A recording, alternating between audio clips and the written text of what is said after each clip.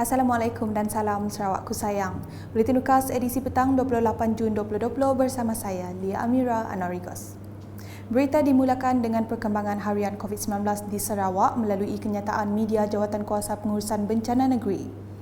Hari ini jumlah keseluruhan kes positif bertambah menjadi 571 kes apabila satu kes dilaporkan di daerah Sibu melibatkan lelaki tempatan berumur 32 tahun. Dimaklumkan kes ke-571 ini tiba di Malaysia pada 17 Jun lalu dari United Kingdom dan masuk ke Sarawak melalui lapangan terbang Sibu pada keesokan harinya dan telah menjalani kuarantin di Sibu. Justru daerah Sibu kini bertukar status daripada zon hijau kepada kuning. Sementara itu, tiada kes sembuh baru dilaporkan. Berikutnya, Menteri Pelancongan Seni dan Budaya Malaysia, Datuk Seri Hajah Nancy Shukri akan meneruskan usaha mempromosikan keunikan setiap negeri di Malaysia bagi menggalakkan pelancongan domestik. InsyaAllah kita akan pergi ke negeri-negeri lain. I've been to Melaka, Negeri Sembilan, Selangor. Walaupun tak banyak, aku pergi. But memandailah kalau ada masa terluang, insyaAllah saya akan mempromosikan tempat makan. We will be going. I'm not going to promote kedai-kedai yang sudah popular tetapi yang tidak diketahui oleh orang.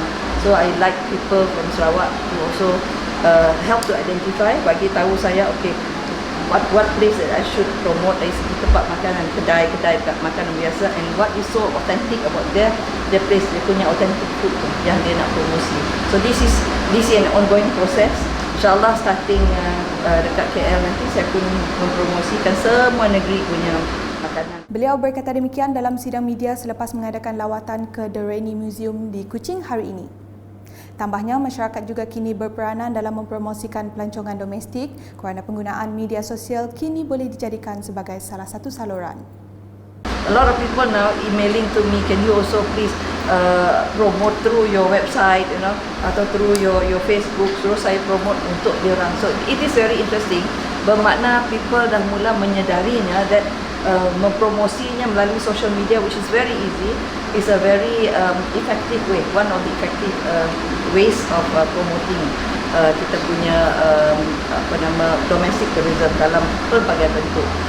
Selanjutnya, penekanan pendidikan dan latihan Biro Pendidikan akan dilaksanakan di Taman Seri Puteri TSP, sebuah institusi tempat perlindungan bagi pemeliharaan dan pemulihan kanak-kanak perempuan yang terdedah kepada bahaya moral dan keruntuhan akhlak. Sehubungan itu, Lembaga Pelawat Taman Seri Puteri Kuching ditubuhkan dengan keahlian terdiri daripada pelatih yang mempunyai pelbagai profesionalisme dalam sesuatu bidang dan dalam masa yang sama bertindak sebagai ibu angkat bagi mengawasi dan memantau keseluruhan prestasi, peraturan dan institusi. Menteri Kebajikan Kesejahteraan Komuniti Wanita Keluarga dan Pembangunan Kanak-kanak Datuk Seri Hajah Fatimah Abdullah dalam mesyuarat selepas memantau pematuhan SOP di TSP pada Sabtu berkata, ahli yang terpilih memainkan peranan penting bagi menggalakkan peserta yang bersekolah untuk menamatkan persekolahan sehingga peringkat SPM di samping membantu peserta memiliki kemahiran vokasional sebagai persediaan kehidupan masa depan selepas meninggalkan TSP. Untuk itu, TSP yang mula beroperasi pada tahun 2005 dan kini mempunyai seramai 25 orang penghuni itu akan mengendalikan beberapa kursus kemahiran, menjalankan program pembangunan insaniah dan lain-lain. Beralih ke perkembangan projek di Limbang. Seramai 20 pengusaha tanaman getah yang melibatkan 37 hektar di Kampung Mengatai menerima manfaat daripada projek tanaman getah kawasan Dun Bukit Kota. Menurut Menteri Muda Pemodenan Pertanian Tanah Adat dan Pembangunan Wilayah Sarawak, Datuk Dr. Abdul Rahman Ismail, selain itu 280 peserta di Dun Bukit Kota dan Dun Batu Danau yang melibatkan 482 hektar juga turut menerima peruntukan sebanyak RM800,000. Program ini ada yang dah siaplah sepenuhnya, ada yang masih dalam penyelenggaraan kita lah.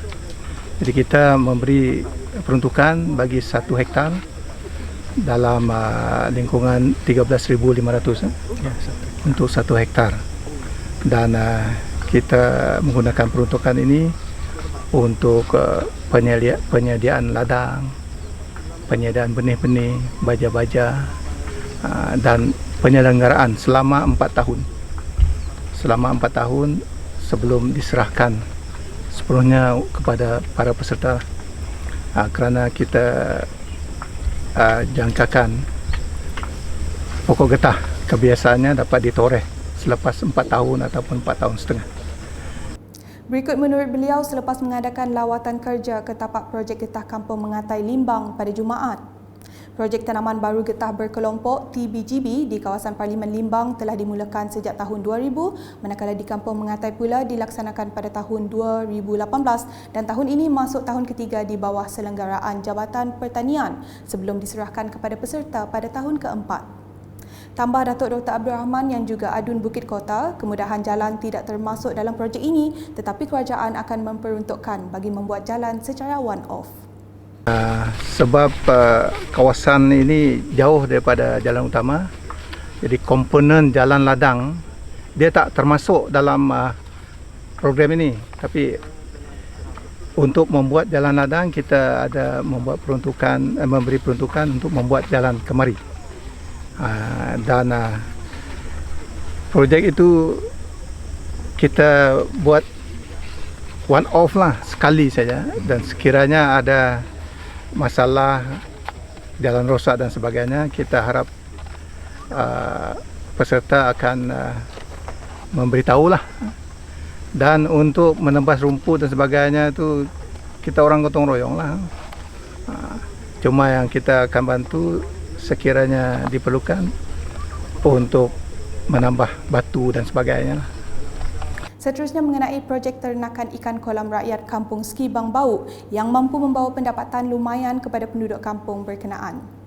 Adun Tasik Biru Datuk Henry Harry Jinep semasa melakukan lawatan ke projek berkenaan pada Sabtu berkata, dana sebanyak RM60,000 telah disalurkan oleh kerajaan negeri menerusi Jabatan Pertanian Sarawak untuk menyediakan lebih 20,000 anak ikan yang telah dilepaskan termasuk baja ikan.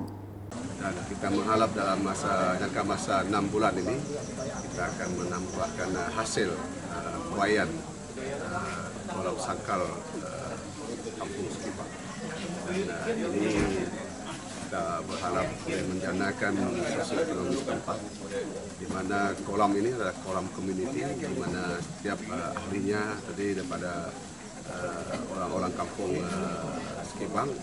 Dan saya percaya dengan adanya aktiviti seperti ini boleh menambah sedikit sebanyaklah pendapatan orang kampung.